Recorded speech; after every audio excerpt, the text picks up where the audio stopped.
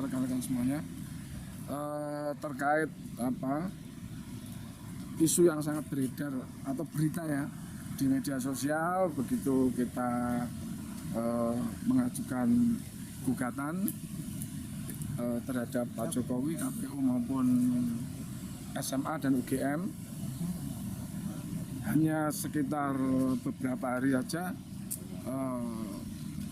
saya ditetapkan sebagai tersangka. Nah, memang kita nggak bisa melihat ya ada kekuatan-kekuatan yang tidak kelihatan ya, di mana kasus ini sangat janggal sekali, bisa naik menjadi sidik bahkan mentersangkakan. Karena apa? Satu, Asri sebagai pelapor tidak mempunyai legal standing sama sekali terhadap tidak mempunyai kedudukan hukum untuk melaporkan ya terkait dengan dokumen yang katanya palsu. Yang kedua adalah dalam laporannya Asri itu dia membuat laporan seolah-olah terjadi peristiwa hukum di tanggal 12 Desember 2019 hari Kamis di tempatnya Asri. Jadi Lopus dan Temposnya itu di tempatnya Asri 2019.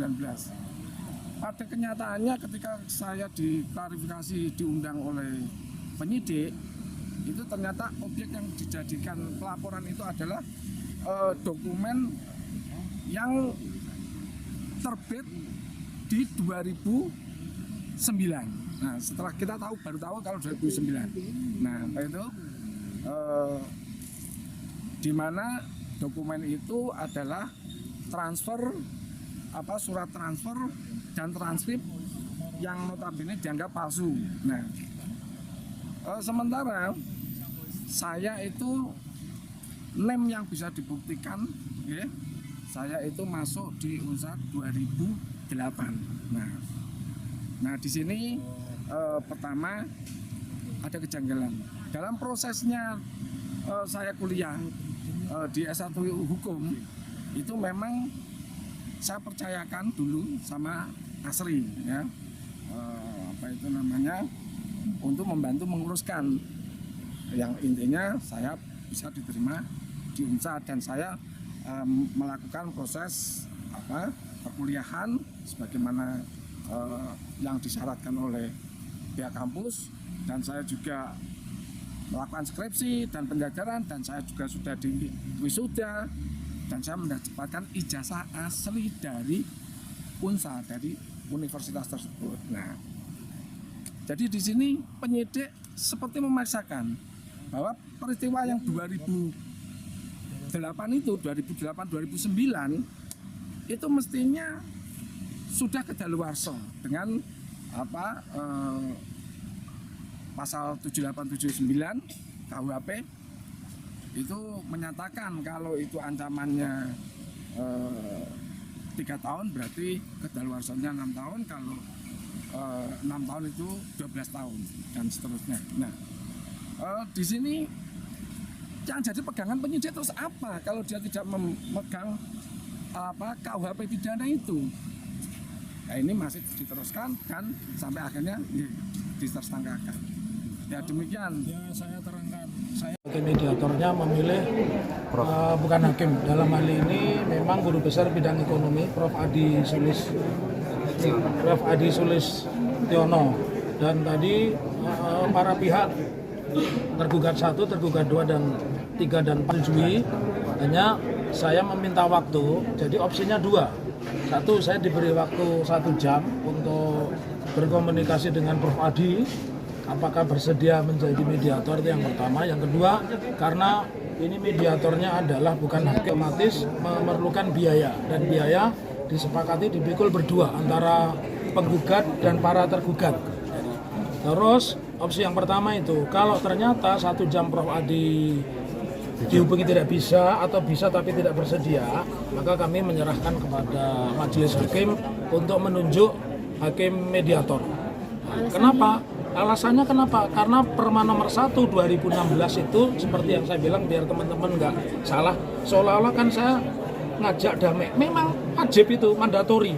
Dan nanti akan diteken berita acara bahwa para pihak sepakat melakukan mediasi dalam kurun waktu 30 hari. Jadi ini bukan keinginannya penggugat damai takut dicabut, enggak.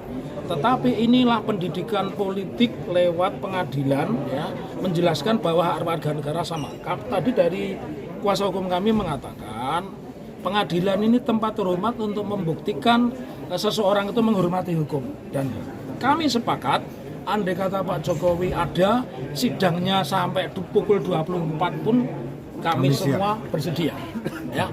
Oke, Mas, kenapa memilih Para pihak dalam hal ini adalah tergugat 1, tergugat 2, tergugat 3, dan tergugat 4 dan dikabulkan oleh majelis hakim. Adapun waktunya itu berlangsung di ruang mediasi Pengadilan Negeri Surakarta. Harinya adalah, silakan nanti dicatat jadwalnya yang mau live, harinya adalah hari Rabu pukul 10, ya.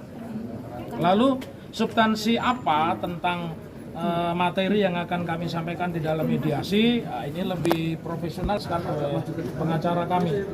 Terima kasih. Jadi sebelumnya kami juga menyampaikan kepada masyarakat umum bahwa mediasi ini memang sudah ditetapkan dalam undang-undang yang sifatnya wajib dan sifatnya wajib. Jadi tidak ada hubungannya permintaan dari kami para penggugat atau prinsipal dari Bapak Dr. Muhammad Taufik untuk minta damai, itu tidak ada.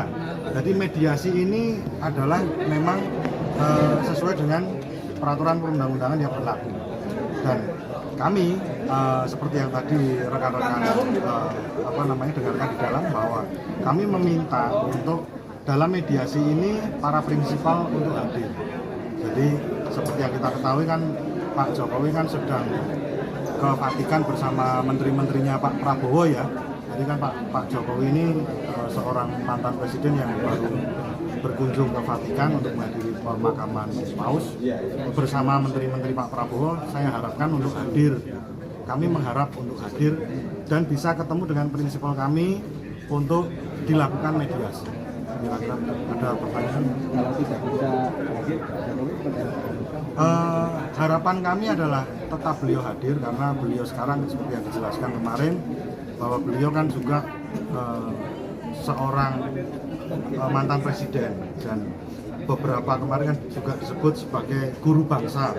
Maka dari itu kami mengharapkan untuk memberikan contoh kepada masyarakat bahwa dalam negara hukum ini semua orang adalah sama.